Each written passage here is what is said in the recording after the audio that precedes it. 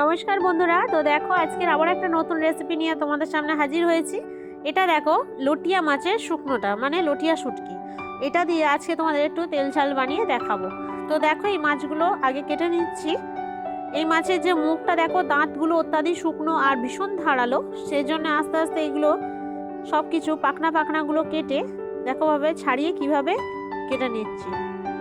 তোমরা যখন কাটবে এগুলো খুব সাবধানে কাটবে, যাতে না দাঁতটা এর হাতে ফুটে যায়, তাহলে ঠান্ডার সময় ভীষণ ব্যথা হবে হাতে। তো শীতকালে তো সবাই অনেক রকম শুটকি মাছের রেসিপি করে খেয়েছো। তো এই শুটকি মাছের তেল ঝালের রেসিপিটা তোমরা দেখো আর বাড়িতে বানিয়ে এই শীতের মধ্যে খেয়েও কেমন লাগে অবশ্যই আমাকে কমেন্ট বক্সে জানাবে। তো চলো আমরা রান্নাটা স্টার্ট করি। তো দেখো আমি রান্নাঘরে অলরেডি চলে এসেছি। এখানে দেখো শুটকি মাছটা কেটে আমি ভালো করে জলে ধুয়ে নিয়েছি, ঘষে ঘষে একদম ভালো করে ধুয়েছি। আর এই তরকারিটা বানানোর জন্য একটা আলু কেটেছি সরু সরু করে, দুটো পেঁয়াজ, একটা বড় টমেটো, একটা ধনেপাতা আর আদা রসুনটা একটু বেশি। তো আমি কড়াই ফার্স্টে তেল দিয়ে দিয়েছি কিছুটা, আর অল্প একটু নুন দিলাম যাতে, আর হলুদ দিলাম যাতে মাছটা ভাজতে সুবিধা হয়। এই মাছ ভাজার জন্য খুব বেশি তেলের দরকার লাগে না, যেহেতু কাঁচা নয় তো তাই। তো মাছটা আমি ঢেলে দিলাম, যেহেতু তেল গরম হয়ে গেছে। এবার ভালো করে আমি ভেজে নেব। এই মাছটা ভাজার সময় গ্যাসটা মাঝারি আঁচে দিয়ে ভালোভাবে উল্টে পাল্টে ভেজে নেবে। আর হ্যাঁ, এই মাছটা রান্না করার আগে তোমরা 10 থেকে 15 মিনিট একটু গরম জলে ভালো করে বারবার ধুয়ে নেবে, কারণ এতে অনেক বালি থাকে। তো গরম জলে ধোয়ার কারণে দেখো মাছটা কতটা নরম হয়েছে। আমার ভাজাটা ফাইনালি হয়ে গেছে, দেখো কতটা মচমচে করে ভেজেছি। তোমরা এইভাবে ভেজে নেবে, নিয়ে তারপরে এই তরকারিটা বানাবে। তো আমার ভাজা হয়ে গেছে, তো আবার আমি কড়াই তেল দিয়ে দিলাম। এতে একটু বেশি তেল লাগে, তাই আমি একটু বেশি তেল দিয়ে দিলাম। দিয়ে আলুগুলো দিয়ে আমি ভালো করে নেড়ে ছেড়ে আলুগুলোকে ভেজে নেব। তো দেখো কড়াই আলুটা দিয়ে আমি এখন নুন বা কোনো কিছুই দিইনি, আলুটাকে আমি নেড়ে ছেড়ে ভালো করে আগে ভেজে নিচ্ছি।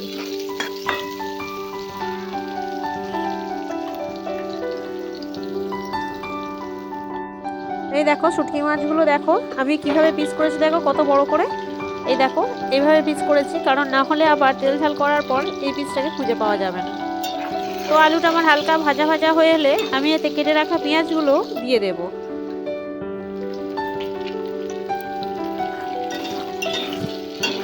এই রান্নাটা খুব চটজলদি হয়ে যায়, অন্য যে কোনো সবজি দিয়ে বানানোর ক্ষেত্রে তাড়াতাড়ি হয়ে যায় এটা, আর খেতে দারুণ দারুণ অসাধারণ লাগে। তোমরা এবার বাড়িতে প্লিজ ট্রাই করো। তো এরপর আমার কেটে রাখা টমেটোগুলো দিয়ে দিচ্ছি।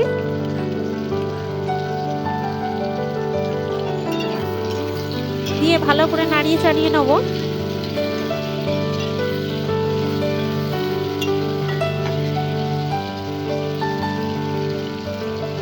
যখন হালকা ভাজা ভাজা হয়ে আসবে, এরপর আমি পরিমাণ মতো নুন দিয়ে দিচ্ছি।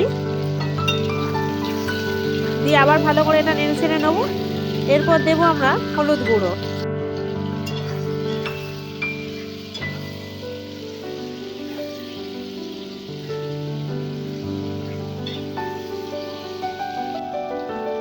তো দেখো হলুদ গুঁড়োটা পরিমাণ মতো দিয়ে দিলাম, দিয়ে ভালো করে নেড়ে ছেড়ে এরপর লঙ্কা গুঁড়ো আর রসুন বাটাটাও দিয়ে দেবো, দিয়ে ভালো করে কষে নেব। কষার সময় এখনো পর্যন্ত কোনো জল দিইনি, লঙ্কা বাটাটা দিয়ে আর রসুনটা দিয়ে ভালো করে দেখো কষতে কত সুন্দর গ্রেভিটা হয়ে আসছে, আলুগুলো কত সুন্দর মাখো মাখো হয়ে গেছে। এরপর আমি হালকা জল দিয়ে এই কষাটাকে আরও ভালো করে আমি তৈরি করে নেব। দেখো একদম হালকা জল দিয়ে আমি কষাটাকে ভালো করে তৈরি করে নিলাম, নিয়ে একটু আঁচটা বাড়িয়ে দিলাম।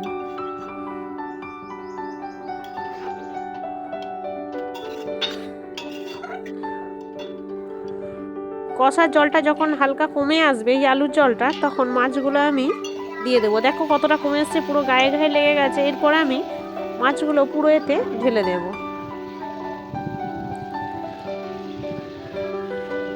দিয়ে ভালোভাবে এটাকে আমি নেড়ে চেড়ে নেব।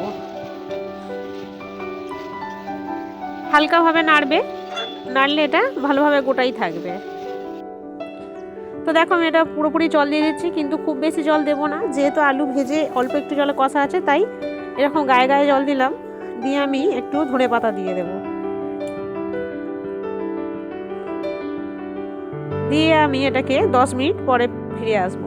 তো দেখো আমার 10 মিনিট অলরেডি হয়ে গেছে। এবার দেখো কতটা গায়ে গায়ে শুকিয়ে গেছে জলটা, আর একটু আছে। এরপর এই শুকনো হয়ে গেলে জলটা যখন তেল ছেড়ে আসবে তখন আমি এই তেল ঝালটা নামিয়ে নেব। দেখো এই জলটা এখনো একটু শুকনো হতে বাকি। তো দেখো আমার ফাইনালি তেল ছেড়ে এসছে, বুঝতেই পারছো তোমরা আমার তেল ঝাল কমপ্লিট শুটকি মাছে। তো আমি এটা নামিয়ে নেব। তো দেখলে লাস্টে আমি এটা একটু মশলা দিয়ে দেব, সেটা হলো যে মিট মশলা। এই মশলাটা দিয়ে নামালে খেতে আরও সুন্দর টেস্ট হয়। তো দেখো দেখি দিয়ে দিচ্ছি, দিয়ে এটাকে ভালো করে নেড়ে চেড়ে আমি এটাকে নামিয়ে নেব। বাড়িটা একা গন্ধে পুরো মোমো করছে জানো তো। তো দেখো আমার ফাইনালি হয়ে গেছে। এবার আমি এটাকে নামালাম। তোমাদের একটা কথা বলি, যে কোনো রান্না করতে গেলে তোমরা নুনটা অবশ্যই ভালোভাবে একটু টেস্ট করে নেবে, তারপর আর সবসময় অল্প একটু নুন দিয়ে রান্না করো। তো দেখো আমার ফাইনালি হয়ে গেল, এবার আমি একটু নামিয়ে নিচ্ছি। তো আমার ফাইনালি তরকারি হয়ে গেছে। তো দেখো নামাচ্ছি কিভাবে, একদম এতে কিন্তু ঝোল নেই, ঝোলটা পুরো শুকনো করে তবেই নামিয়েছি। তো এইভাবে যদি তোমরা নামাতে পারো একটু খেয়াল করে, তাহলে খেতে খুবই ভালো হয়, বেশি ঝোল লাগার এতে দরকার নেই। তো এটা গরম ভাত দিয়ে একবার টেস্ট করো, আর কেমন লাগলো অবশ্যই তোমরা কমেন্ট বক্সে জানাবে। তো বন্ধুরা আমার আজকের ভিডিও এই পর্যন্তই। ভিডিও কেমন লাগলো অবশ্যই তোমরা কমেন্ট বক্সে জানিও। ভিডিও ভালো লাগলে প্লিজ একটা লাইক করো, আর চ্যানেলটা সাবস্ক্রাইব করে আমাদের পাশে থেকো। চলো বন্ধুরা টাটা, আবার দেখাবে অন্য রেসিপির অন্য ভিডিওতে।